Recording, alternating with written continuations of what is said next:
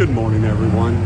This is the second devotional that we're going to have this week regarding the Passion Week.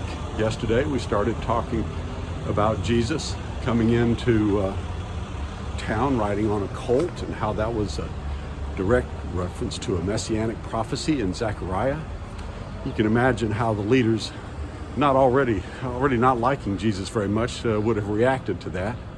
Well, day number 2 is going to just intensify their dislike of who he is. And I'm sure you're wondering, why in the world am I walking around downtown?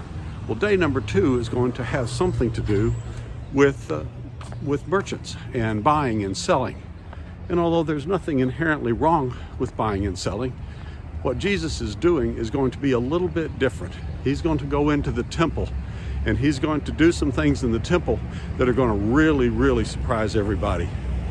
We're going to continue on reading from the book of Mark. Now we made it through chapter 11, verse 11 yesterday, and today we're going to pick up in chapter 11, verse 12. As Jesus is going into town, he sees an olive tree, and this is a very strange parable.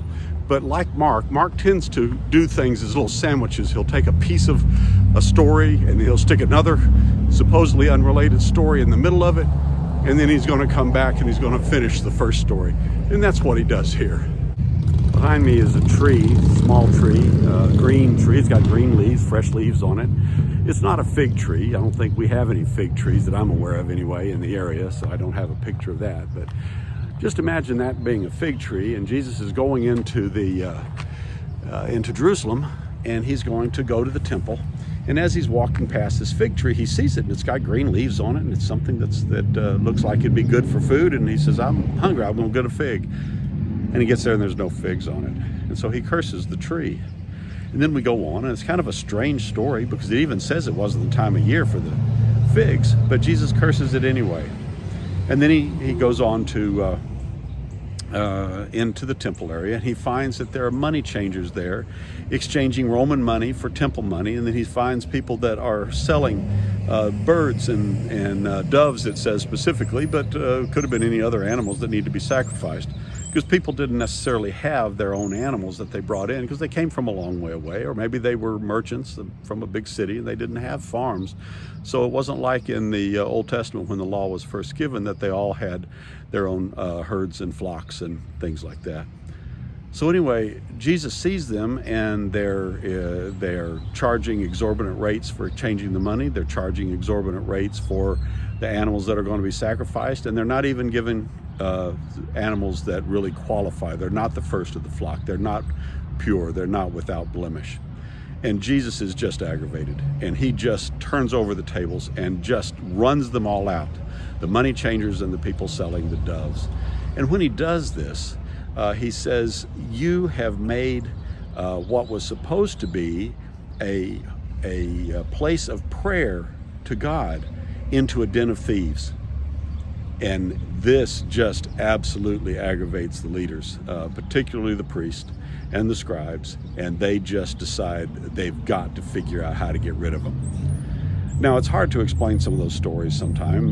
You get the idea that Jesus doesn't like them buying and selling stuff in his Father's house, but I want you to think about it a little different. And the reason I'm sitting in front of the courthouse here is just imagine if you went into the courthouse because you had you had a case that was going to be tried, and all of a sudden it looks like the people that are going to try your case are also running little shops, and they're requiring that you kind of buy tickets to be appropriately seen. It wouldn't take long for you to decide that maybe this isn't, I'm not going to get justice unless I pay the right price or do the right thing. You see, it's setting up an entirely different relationship between God and man than what God intended for his temple to be. And so Jesus is very upset by that, and he turns around and tosses everybody out. And at that point, the leaders decide they have got to kill Jesus. And this is the end of Monday, the second day of his Passion Week. And you know what? we have to think about that ourselves. Do we think about God as somebody that we simply exchange our gifts? We go in and we give some contribution, or we give some time or whatever, and that's all that we're doing, is satisfying God by following some list of rules? Because that's not what God's asking for. It's interesting that Jesus refers to the temple as a place of prayer. He doesn't talk about it being a place of sacrifice, which it certainly is. He doesn't talk about it being a place where you contribute money, which it certainly is. But he says this is a place of prayer. You see, our relationship to God is centered far more on our prayer than it is on anything that we do. And that's what we have for day number 2. Talk to you tomorrow.